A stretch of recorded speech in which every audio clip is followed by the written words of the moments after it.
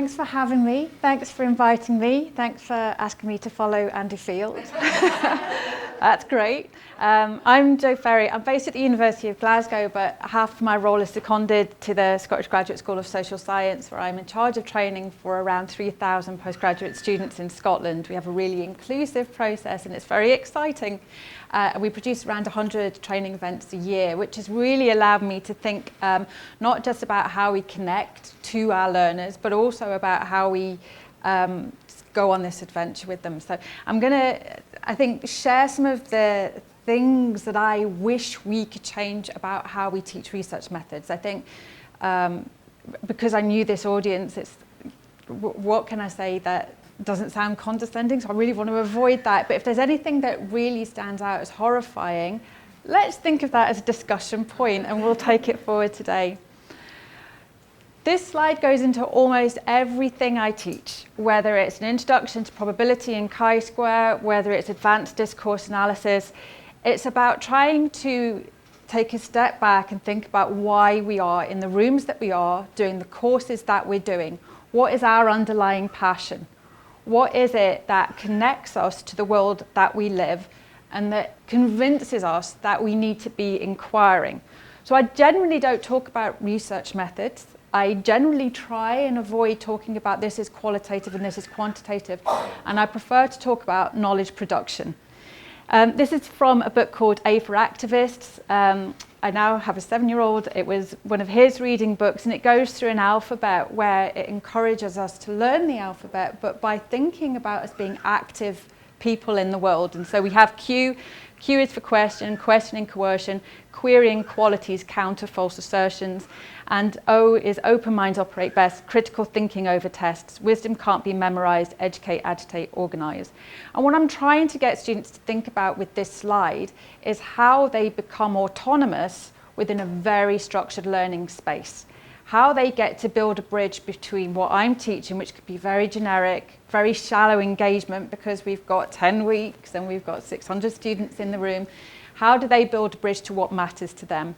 And then I give them this analogy. This is the pine tree analogy for learning quant. And it borders onto a lot of what Andy was saying, I'm very happy to say. What I'm trying to get students to understand here is that they have a different learning experience when they do research methods. Now, every lecturer in every lecture series will tell them the same thing. You have to attend all of my lectures. You have to do all of the reading on my list. But the students know, and John McInnes pointed this out really well, students know that if they actually go out and only turn up to 3, but those questions are the one they do in their essay or that they do in the exam, actually, they might get a better mark because they're revising the part of the syllabus that they're going to get examined on. Particularly in quantitative methods, they need to learn it all and they kind of need to learn it in order. But if they learn with us, then we'll be the harness that helps them climb that tree. But particularly with quantitative methods, we need them to trust us. Trust that we can get them to the top of the tree and that the climb is worth it. So here we need to convince them that they can see for miles, that they can see a top down, they can get a real understanding of the social phenomenon that they're interested in. Qualitative is completely different learning again. And so what I'm trying to do when I engage students with what am I trying to do as a teacher is get them to connect with me in that space, build a relationship with me, but also think about how they want to perform in this class and where they might want to take that learning forward in the future. So the oak tree allows us to see how close some of the branches get to the ground and they're deceptively easy to climb onto. What we find at Glasgow, in our undergraduate class, we have a School of Social and Political Sciences, it's core methods. We have about 200 students a year doing quant, which I used to teach, and 200 doing qual, which I used to teach on. Actually, a bit more, 250, 300 do qual. Sometimes the same students do both, sometimes they just opt into one or another. But whereas we have the mark a student generally gets at honours, let's say it's a B, in quant they would get a B1 on average. Some would get slightly higher, some would get slightly lower, but on average there's a fall of 1/3. In qual it's another fall, 2/3. And it's because it's deceptively easy. They know what a conversation is, they know what an interview is, they think they've got the skills, and they do, but not to do research methods. So we have to teach them how to climb on, but also how to climb along the branch so they can see beyond the canopy. We have to teach them that learning this branch over here, let's call it ethnography, won't actually help them if they're going to do their dissertation on discourse analysis, not really. Or if they're going to do archival research, that's a completely different branch. So in many ways, a student has to sort of come back to the trunk, whatever that looks like, in order to learn.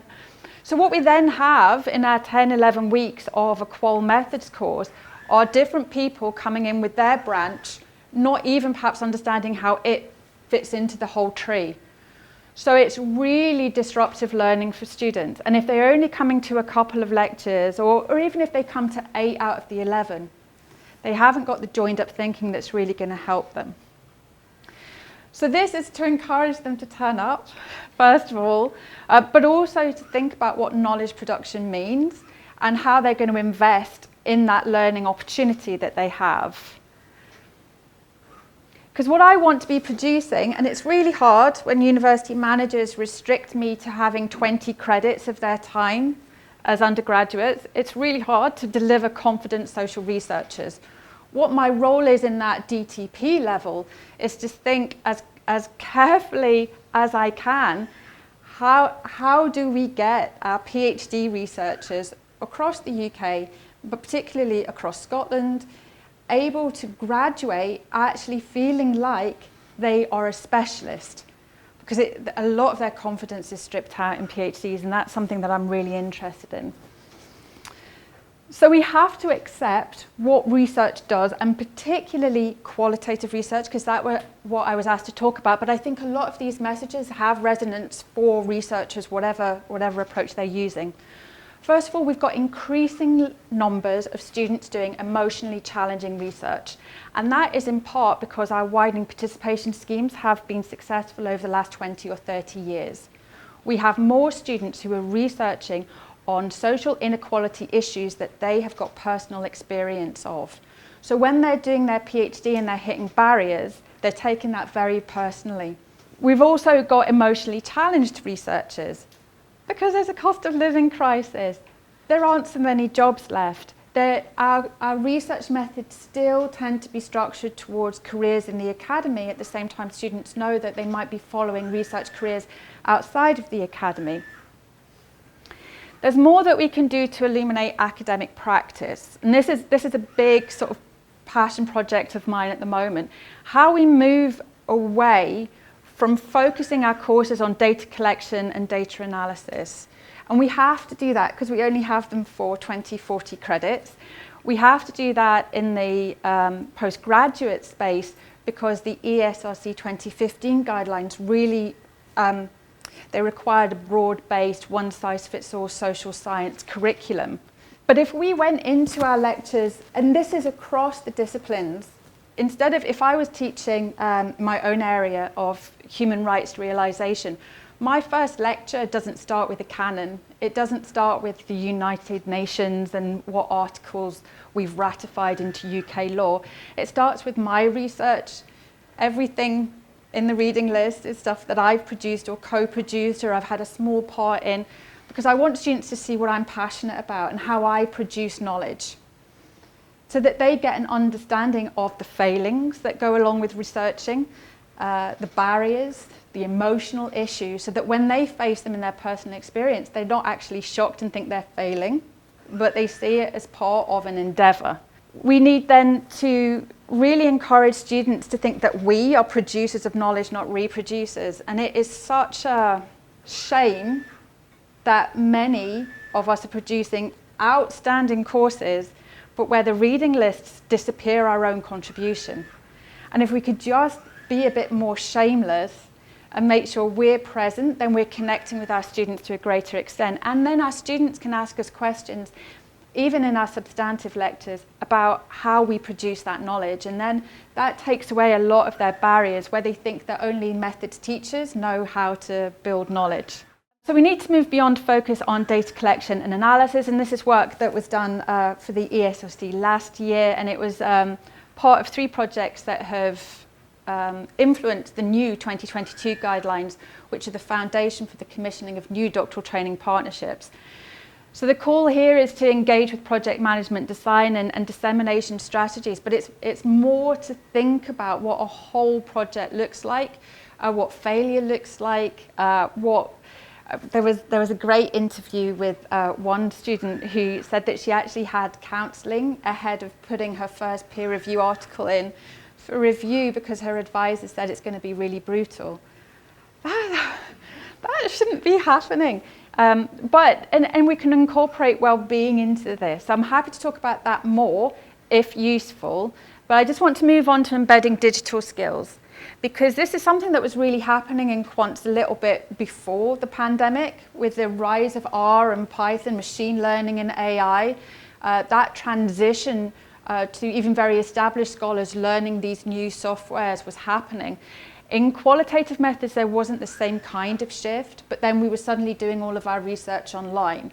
But then we've got to catch up with this. We've got to think about the ethics, issues of ethics and research integrity with these kinds of skills, because if we're doing research with people and we're doing it on Zoom and they're in our screen, we need to know, is there anybody else in the room? Otherwise, we're not assuring anonymity. If we're asking a woman about their experiences of the home, of housework, and they've got an abusive partner in the room off screen, we could be doing significant harm. But we're not teaching our students to consider the ethics of that sufficiently.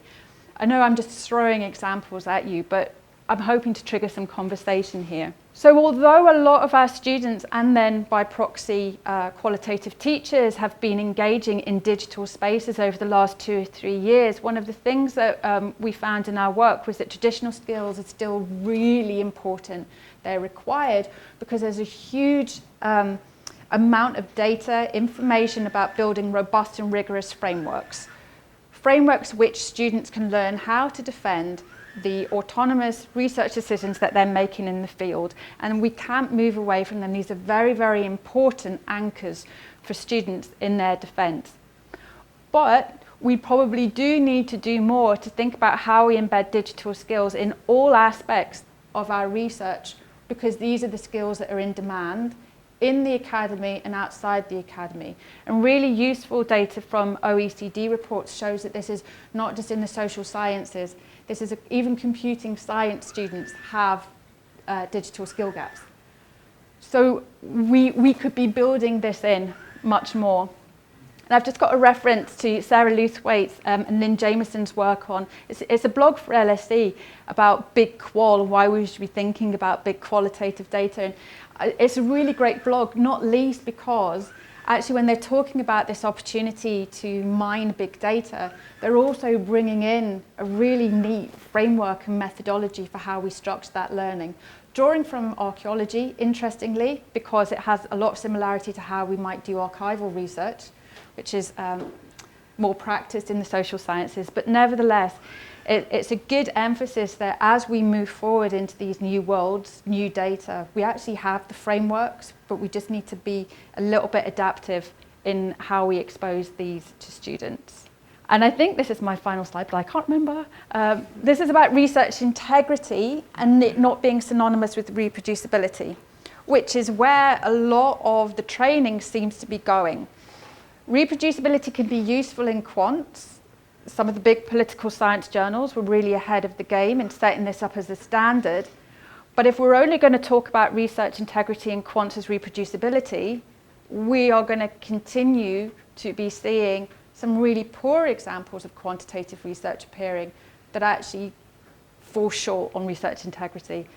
And we're going to miss the opportunity to engage with all the qualitative researchers.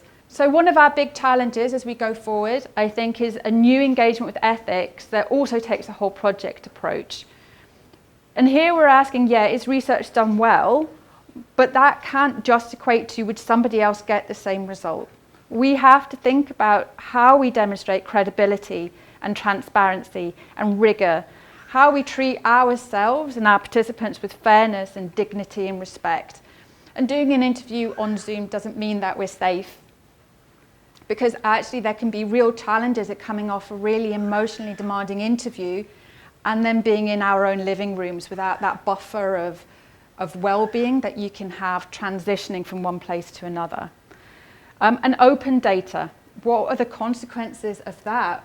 Even if we're using Twitter data, and this is, the people who are producing this data don't realize that it's data. So there's a lot of things to think through. And I would really encourage us, as we're challenged with all this, to think through how we supply our secondary and open data alongside full disclosure around academic practices, how we approached ethics, not just an ethics statement, but actually much more reflexive. This is my political positioning. This is what I'm trying to do with this research. This is how it sits in with my career. And so that when our other people are using that data, they're seeing it through our lens, and then they can take a step back from that objectively and engage with it from their positionality. They can't do that unless we're transparent about our own standpoints. I think we need to be very careful about contracts for early career scholars and what work they're actually doing and how much time they've got to produce the publications that we know are vital for them building their careers. I think we need to be really careful about how we recruit participants, especially in qual methods where there's a lot of convenience to our samples. I do this, but we don't write about this in our journal articles where we've got 7,000 words and we talk about, oh, we got ethics. I've never got ethics successfully the first time ever. And we never talk about what the pushback was from the ethics committee, what we learned as a response, and I've never also recruited exactly who I wanted to the first time of asking. I've always sort of gone to plan B and plan C. We need more structured support for well-being. We need to recognise how difficult this job is. And if we're well-being conscious for our students and our early career researchers, maybe we ought to be conscious of our own well-being. And a lot of us have been under a lot of pressure for an awful long time. We need to think through publication and dissemination plans. If a student is doing great work, particularly in a graduate level, is it okay if their supervisor gets their name on that publication? How do we talk about that at the beginning so that power really isn't used the way it can be?